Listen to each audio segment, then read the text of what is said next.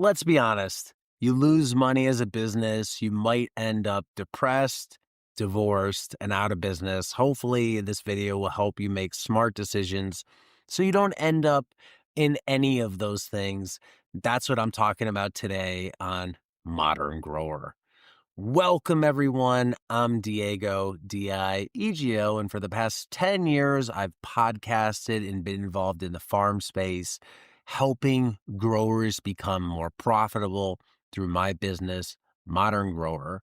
And I've also run my own business for the past 10 years. A lot of what I'm sharing in these videos is my experience that I've absorbed talking to people that are business owners and what I've done running my business.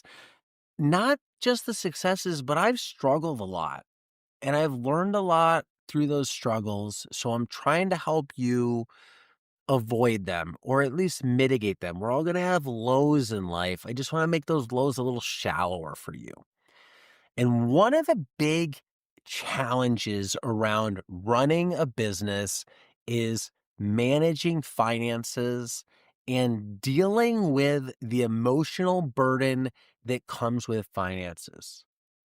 I would love to say that we are all stone cold blooded killers when it comes to money and we can just make perfect decisions in a financial vacuum. But unfortunately, humans aren't wired that way. That's why humans have gambling problems. That's why humans have credit card problems. That's why we buy stuff we don't need. When we talk about running a business, let's look at some things we want to approach unemotionally and have these questions before we start. Number one is, how much money is being invested into the business? And where is that money coming from? Sounds like a simple question, but it's not. If I'm starting a business, am I committing to a specific amount of money that's all I can use to start a business? $10,000. And if I'm going to get that 10,000, where am I taking it from? It might be from savings. Now, if I'm single, that's fine. I take it out of my savings, no problem. If I have a family, I'm going to have to talk with my significant other about, I'm going to use this money out of savings. Are you cool with this? If we take this $10,000 out of savings, is that going to ratchet up our stress level in our lives, in our marriage, in our family to where it's going to be hard for us to function? Or do we feel okay with this? We at least want to be on the same page. Some people just are never comfortable with risk. They're always going to feel a little uneasy, but at least if we're agreed and on the same page, what you don't want to do is spring this upon person. Oh, where'd that $10,000 go in our account? Oh, honey, I started a business and we might never see it again. That's where problems arise. Usually most things can be avoided with communication, especially upfront communication and getting people to be on the same page. So no surprise here. But how much money is it? And it's crucial because it doesn't necessarily it's not always capped. You might think you need 10,000, but what if you spend 10,000, you need a bit more? Are you allowed to pull more? If not, then you should know that in advance. If you are, how much more can you pull? This is where a lot of business owners get into danger and they drain savings, taking good money and throwing it at bad money. If a business is failing, they just take money that they earned over here doing a job that's just perfect. It's great. It's sitting here and they take it and put it here and it's just going out the door. Define limits. If you have a massive amount of money, great. But that's not most people watching this video. They're starting with a defined small amount. They need to carve out a chunk and use that to start a business. You really need to know, are you only allowed to use that chunk or what? What if you need to upgrade? What if what if that money runs out? Are you allowed to put more in? If you put more in, do you have to try and pay it back out to the savings?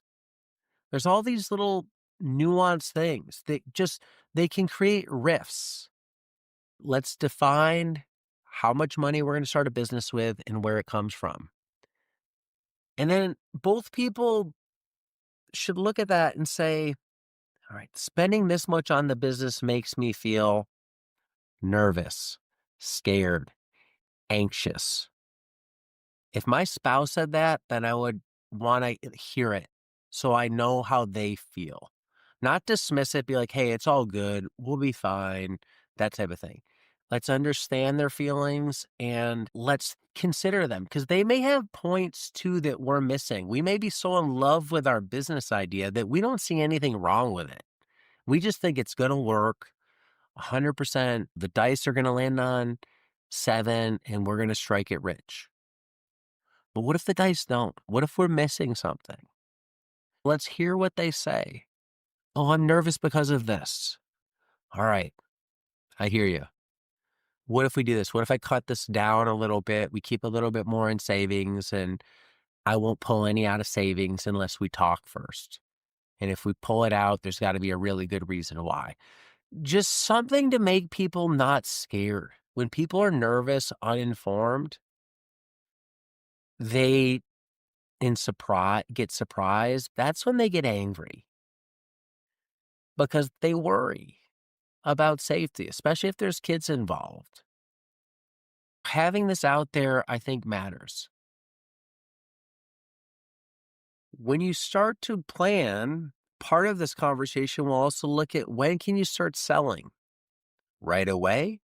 3 months from now? If you're a farm, it might be 6 months from now. I might need to build out all the infrastructure. So I'm spending a bunch of money to get started. When are you profitable? Not per sale profitable, but when can you pay back all the costs of startup?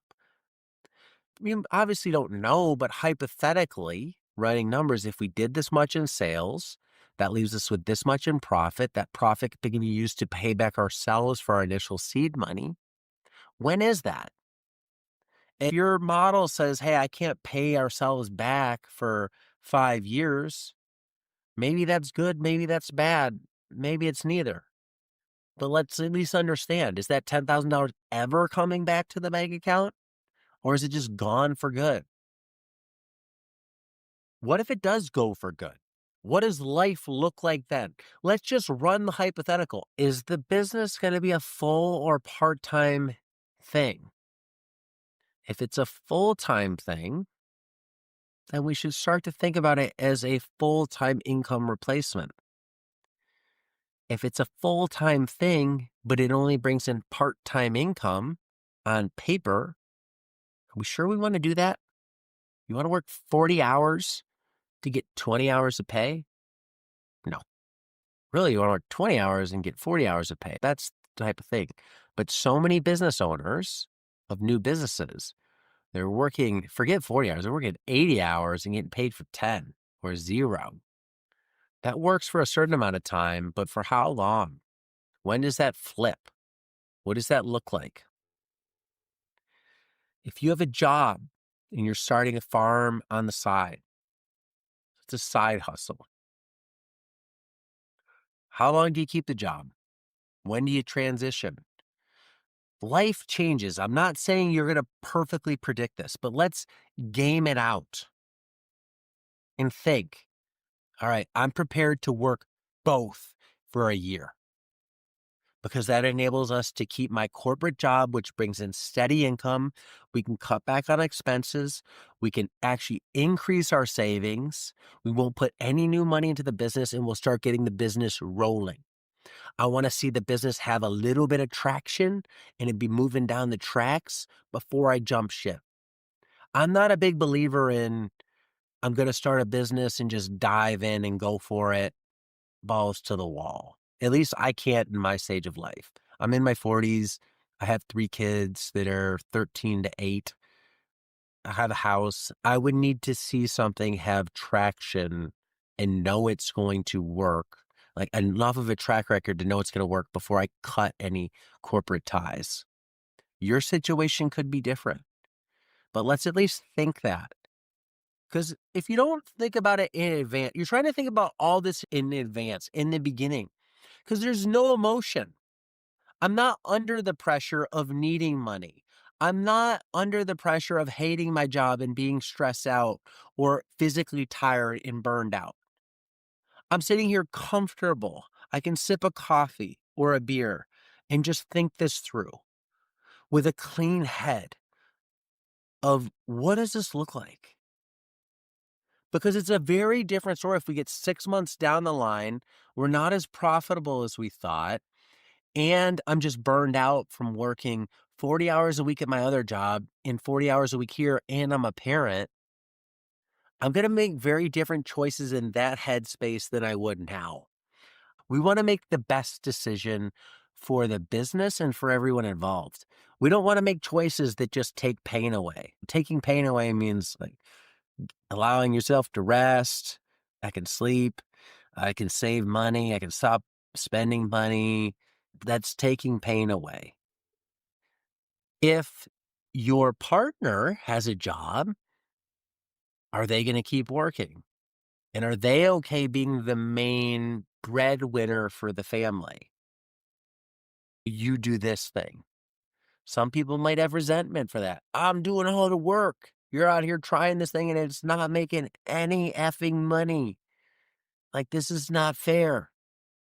Even though you're both working hard, this is a conversation to have. Or it could be, I'm going to start this business, but honey, you have skills in this area that you've done in a past career. Would you mind going back to work? That'll build in some safety. And they might be totally for that, but they might be like, no, that doesn't work for me and my life and the kids and our life situation right now. This is all stuff to start plotting out. If you work, what do the hours look like? And I've talked about this in previous videos. By default, if you have a corporate job, you can't also work on the business during that time. If this is your corporate job, you got to take time from up here and down here to use on your business. What are you taking that time away from? The only thing left are your family and sleep. Which one are you pulling from? Probably both. Is everybody okay with that? Are you okay with that? For real, are you okay with that? Are you going to be pissed that you're missing all this stuff for your kids? Some people aren't. My daughters have friends whose parents travel all the time. They're never home for their job and they make a really good living and they support their family and that's probably the context they use it under, but they don't see their kids that much. And they're okay with it. I couldn't be. That's me. This is all very personal to make these types of decisions. If you have the job, will this interfere with it? If you're working from 9 to 5, can you do the farm outside of those hours on weekdays and still get everything done? A lot of times it's going to be in darkness. Does that work? Are you going to be so burned out on your current job, physically or mentally, that your other job struggles? Is this all okay? You're going to have to find the right balance. What's your income now? What's your income when the business starts cash flowing and we could actually start pulling money out of it? Can we get enough of a boost? When the business gets going, what are the expenses for the business? Are we okay just with our budget and the cash flow generated by the business paying for those expenses? Or are we going to have to tap in other things? You're going to also have to be careful. Your outside life can affect your business. What do I mean by that? If your business makes, if you can clear $2,000 a month in income from your business, if you start spending more in your personal life, now your business needs to make more to account for your increased personal spending. And that's the sad reality is a lot of people's spending habits are parallel to their income. You might be bursting in your business because you or your spouse is spending too much money outside of the business. That's another consideration. Yes, the business is doing great, but damn, stop spending money out here. I can't squeeze more juice out of the business. Something to think about. If we're starting, maybe we cut back on expenses to even build in a little bit more buffer and pull some stress off. When the need for money is here and the availability of money is for here, stress is way up here. And finally, Are there financial matters that should be addressed before starting the business? This is a conversation for you and for the people in your. If you have a ton of credit card debt, if you have some payment on some boat you never use or RV you never use, do you want to start a business or you just sell that thing? If you have, just as I was starting to get into, bad spending habits before you start a business, why do you think that's suddenly going to stop when you start a business? And are you going to carry over those same spending habits into the business? Now you're spending recklessly in your personal life and recklessly in your business, and you have this double whammy. If you're already stressed about money, starting a business will never make it easier. If there's one guarantee I can make about a business, it's that it will increase stress, it will chew up a bunch of time, and you have no guarantee to make money. A business is essentially a gamble. It's a bet on yourself. It's not a sure thing. I don't care what the business is. You are gambling just as much as if you went to Las Vegas, in the stock market, or on some NFL game. You're a little bit more in control, but it's still a gamble, not a guarantee. But thanks for listening to this one. Let me know what you think in the comments below. And until next time, be nice, be thankful, and do the work.